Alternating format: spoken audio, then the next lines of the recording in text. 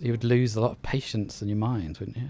I'm shocked. I don't know if I can continue this podcast now. Hello, welcome to today's episode of Light Camera Conversation. Today we're talking about The Mandalorian and Grogu and Star Wars in general. So Byron, Mandalorian and Grogu coming to the big screen. Correct. The film version. The film version. Do you think it's worth making a film? Was it just an excuse to make an extended, long episode instead of making a full series? I think it's a bit of both. I think for me, it's really weird. I was really against the TV show, Star Wars. I just wanted to watch the films. Is it 9 now? There is.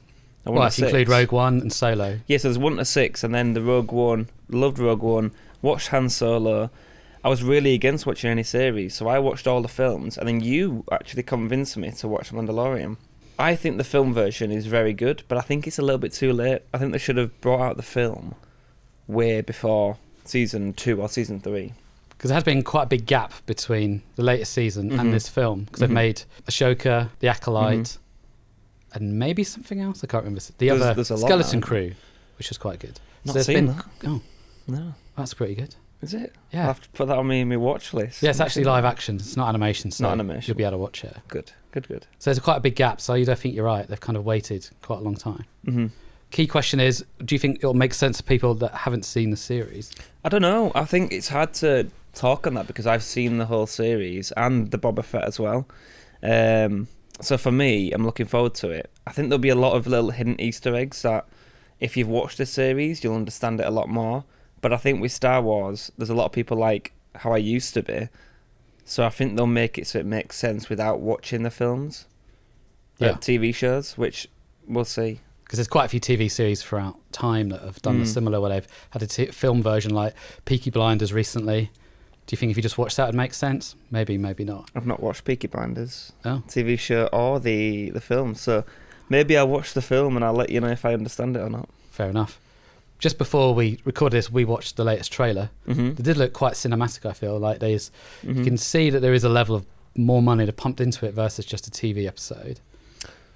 Correct, but obviously because you've gone from a whole TV show of 8 or 9 episodes to then one film. So there's going to be that whole budget you had for a TV show in a whole film. So I think it's going to go down different depths, different lengths, and it'll bring back some characters. As what's his name? Jabba. Is it Jabba? The Hutt family. Jabba the Hutt. The Hutt family. Yeah. Forgot it then. He's in it. He's in the trailer. So he'll be in the film, who also appears in the series. Do you think Boba will make an appearance? I hope so, yeah. Yes. Book of Boba Fett, I thought that was a really great series. Yeah, but they only made 1 season. Yeah, it was to tie in kind of Mandalorian. Yeah. Liked how it kind of showed 2 different timelines. And then caught up with itself, didn't it? Yeah. You kind of need to watch the season of Boba Fett before you watch season 3 of Mandalorian, which makes me think, do you have to watch all of the series, so Boba Fett and Mandalorian, to then watch the film and understand it properly? Maybe. Because there's already a big built-in audience that have seen those. And plus it's got Star Wars in the title. But to me, I'm watching the trailer when we watched it earlier and was thinking, this just feels like it should still be TV. It doesn't feel like a film. It doesn't feel big and epic enough. Like when you've got the originals, prequels and sequels, they all felt like big events where we've seen it before. We've seen, how many episodes? 36 episodes or whatever it is for over 3 seasons of it already. How much of it looked that different to what I've already seen? I think, and this is my theory, which we'll touch on with you later, I think it's going to involve Grogu a lot more. Obviously we've seen Grogu be brought up from beginning to now. He's starting to do a lot of things, and in the film I feel like he's gonna save the Mandalorian in a really big way, and then he ends up on Yoda's planet. Does he? At the end, Dagobah. Yeah. No, he can't get out He already. does. It shows him on that planet. I'm pretty certain. At the end, Yoda only goes to Dagobah at the end of Revenge of the Sith. Do you remember? Because it was Order 66, and then he flies off. Maybe he done them. Maybe it's just a random forest. But it looked like he was trying to hint at that. It could be some sort of foreshadowing of a foresty, swampy planet. There you go. Yeah. So it could be. Yeah. We won't know until we watch the actual film. But I think that's going to be the premise of the story. It's going to be the Mandalorian's going to kick ass like before, and then is going to make a mistake, and Grogu's going to come and save the day. Yeah. I don't know, in the trailer you already see him Din Djarin with his helmet off. There's a lot of fuss before of like, oh, Mandalorian's not allowed to take the helmet off. Straight out in the trailer, show he's got his helmet off. It does, yeah. But then there was a lot of criticism, like Series 3, that he didn't take his helmet off, and was Pedro Pascal actually on set ever at all? Was it just he just did his ADR voice in a studio after they'd filmed it? Is that confirmed? I don't know. There was this rumours like, oh, he's too big now to turn up on set, so he just recorded his lines afterwards because he never took his helmet off. But that was a great episode when he did take his helmet off in season 2. That was really, really strong episode where he took it off to speak to him. Well, if you didn't research the actor, which I actually didn't for this, because I just watched Mandalorian straight up, season 1, season 2, season 3. No, but Boba Fett, and then I waited for season 3. So I didn't look up the actor, so I think it's really interesting. I watched it, saw him take his helmet off, and that's the first time I saw what he looked like. I assume you probably knew what he looked like before, because you probably researched the actor. Yeah, I know who it is, yeah. See, I didn't. Yeah. The key thing is, like, is Grogu overused now? Obviously, the title now says "and Grogu." It's not just the Mandalorian.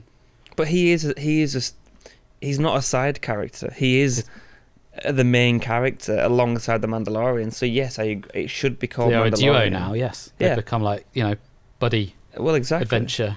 Is that what it's called? A buddy. Is that what it's called? Well, yeah. The buddy adventure. They're buddies and they're on an adventure, and they're very different sizes and powers, but they work really well together, even though they're very different. Really? That's what it's called. I'm surprised it's called that when you compare like. That's like a genre, isn't it? Like buddy cop. Someone else help me out here. What's it called? Is that the name of the film? Yeah.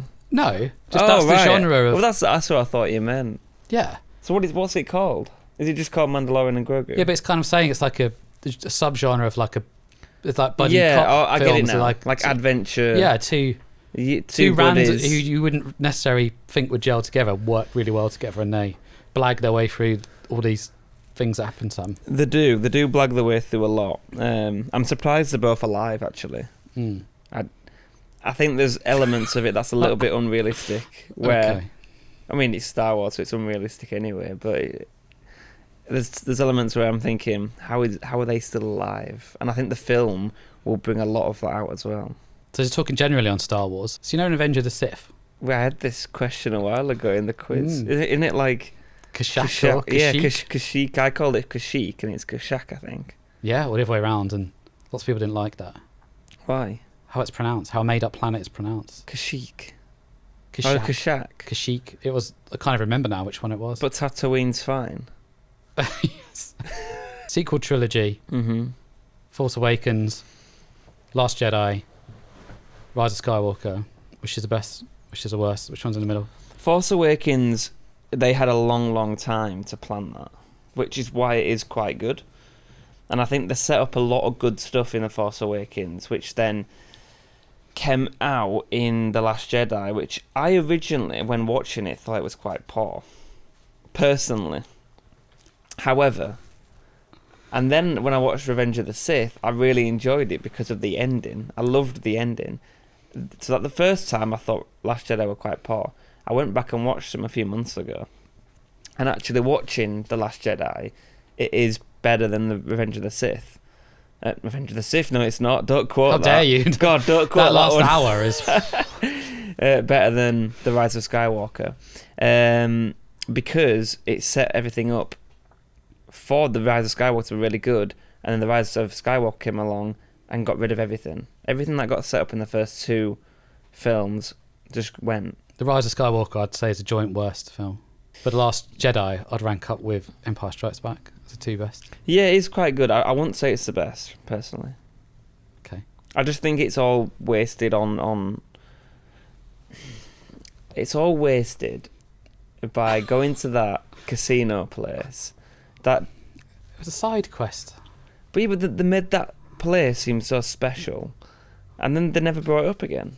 But in lots of films, they go to do a mission somewhere and don't see it again. It doesn't matter. Yeah, but if you remember, the end of that film, it had that island in it with a kid and the medal.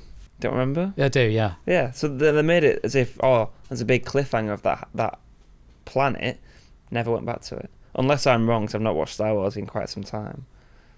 No, I don't think it's not been touched on since. That's what I mean. So they made a big deal of it, never came back to it. But Force Awakens I thought were pretty good. Yes. It's the first time we saw Star Wars in how many years?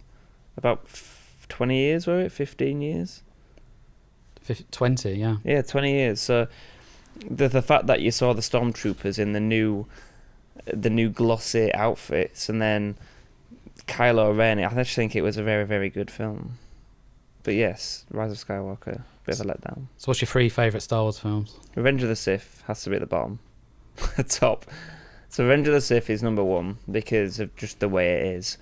I do like the new ones, so I'm going to probably put Force Awakens at number 2. And number 3, God, I'm going to judge on this. It's got to be A New Hope. The first ever film. You can ask me. Yeah, you can't leave this on just me. Go on, what's yours? In third favourite, Return of the Jedi, and then top 2, Last Jedi and Empire Strikes Back. Followed probably closely by Rogue One. So what's number 1? I'd say Empire Strikes Back. Better than Revenge of the Sith? Yeah. You're not putting Revenge of the Sith first? No. The final 40 minutes is really epic. I'm shocked. You're appalled. Yeah, I don't know if I can continue this podcast now. I think Rogue One as well has more weight watching 2 series of Andor, which is very good as well. The thing is, I consider them now as one whole thing. Do you? See, I've not watched Andor. Yeah. I need to, because Rogue One is my favourite side film. I mean, that's up there. Mm. If I could put that at joint first, second or third, I would. The music in it, just the story, everything about that is just, it's brilliant. What is your favourite film? And if you was to rate the Star Wars films as a whole with music, what would be your favourite? Well, what stands out is Duel of the Fates from Phantom Menace. Okay. Very good. Yeah, I like that. Imperial March, obviously, from Empire Strikes Back. Imperial The Force March. theme as well that goes throughout. Mm-hmm. There's lots of themes. Luke and Leia's theme's really great. Obviously, the main fanfare. A lot of them play throughout, don't they? Yeah. See, the only film that sticks out to me is Rogue One with music. I think they compose... Can't remember any music. You not? No. There's Battle of the Heroes as well, and that's really epic in Revenge of the Sith. Yes, correct. Yeah, that. Just keep singing it. Yeah. So you got to join. Ready? That's a hook. Yeah. No, I'm just... Is that the theme, isn't it? That's the theme, yeah. What I'm going to assume it's Revenge of the Sith, but apart from that, what is your best lightsaber battle? See, I'll go with this one. I do quite like Attack of the Clones. That one scene where they're all in the... Dooku. Yeah. And the Jedi. Yeah, I do like that. But the Yoda Dooku one is just a bit stupid. Yes, I remember correct. watching it in the cinema and everyone just laughing. But don't you think there is a lot of comedic elements of Star Wars? It's not just an action thriller. It's... Oh yeah, so of course it's based on stuff like Flash Gordon and stuff like that. It was very early TV kind of Saturday morning adventure stuff. So just listen to the names. You got Attack of the Clones, The Empire Strikes Back. The titles are not meant to be serious, are they? But don't you think the new series, there's not that much comedic elements to it? The new films. No, maybe not. There's not. It's gone from a. So this will have some, because the trailer has a lot of comedy in it. It's got Grogu Through in the it. Sky. What do you think of Grogu? He's kind of green and cute and all right. But he's obviously representing like a young Yoda. Yeah. But he never dies. Because Yoda's last there's hundreds and hundreds of years. 900 years, hasn't he? So, what do you think Grogu is with Yoda? What connection do they make? But they both use the Force, and they're both the same species. Apart from that, we don't really know, do we? Go on, whack me a theory out. Because we're gonna get a connection between Grogu and Yoda at some point in the trilogy. I think Yoda will just appear as like his dad or something. His dad? I don't know, has it ever been mentioned that Yoda has a family? Or kids? With another, whatever the species is called. But why would... Well, the thing is, Yoda is 800 years old. He's like 50, isn't he, in Mandalorian? Yeah. Yeah. So that means he'll have been 750 when he gave birth to... Well, he wouldn't give Well, birth. he His wouldn't. partner. If money wasn't an issue, what Star Wars Lego would you get? Well, that's an easy one, isn't it? Is it? The Millennium Falcon is the only one I would... Well, it's not the only one I would buy. It's the first one I'd go to. There's also the Star Destroyer. That's a pretty epic piece. That's a big one. The attack's pretty big as well. Like those are the 3 biggest, I believe. They're building Death Star? they're building a Death Star, but a bigger version of it. Mm. I believe. Or I might have just lied to you. But the Millennium Falcon, I've been trying to convince Lottie for me to put it up on the wall. But now that I have a house, I might buy it. What, you're convinced her to buy it, do you mean? She can buy it if she wants. Have it your bonus. Yeah, put it on the wall. But if you put it on on the the mantelpiece, isn't it? If you put a £500 Lego ship on the wall, would you be scared it'd fall off? Would you have to craggle it, glue it together? So many people do glue it to the wall. I think it actually comes with a wall stand, or you can buy them. I mean, if it fell off, it'd just fall to pieces. Yeah, you just rebuild it. That'll take a while. But remember, when you build it, it'll be in about 50 different individual bags that help you. If you just literally got one giant pile of 10,000 pieces, how are you going? It would take you days, almost amount of time, to find what you want. And you'd probably lose a few pieces as well. You would lose a lot of patience in your mind, wouldn't you? I would probably, if I was to keep it on a wall, I'd probably glue it together. I'm never going to dismantle it, am I? But No. that's going to take so much longer gluing it. But And you need this dusting and, an air blower thing to clean it. It'd get dusty, wouldn't it? What about you? What would you buy? I think I'd say The Millennium Falcon. Falcon, yeah. If you could be any character in Star Wars, from the beginning of the universe to the end, what would it be? Celestius Crumb. What? Come on, you got to give me a good the thing reason in as to why. Jabba's palace. Why would you be that? Because he laughs like that and it's funny. Out of everyone in the Star Wars trilogy, Go on, who would you be? be? Which creature or droid? It's close. Can't be human. It can't be human. No. Oh right. Well, in that case, it's probably an easy one. My top, 3 or 4 was like Chewbacca. Love What to does be he sound Chewbacca. like? There's your hook. Told you I did an alright Chewbacca impression. Pretty good. Yeah, thank you. Well, that's a great way to end it. So yeah. Thank you. I've been. Yeah, there you go. Yeah.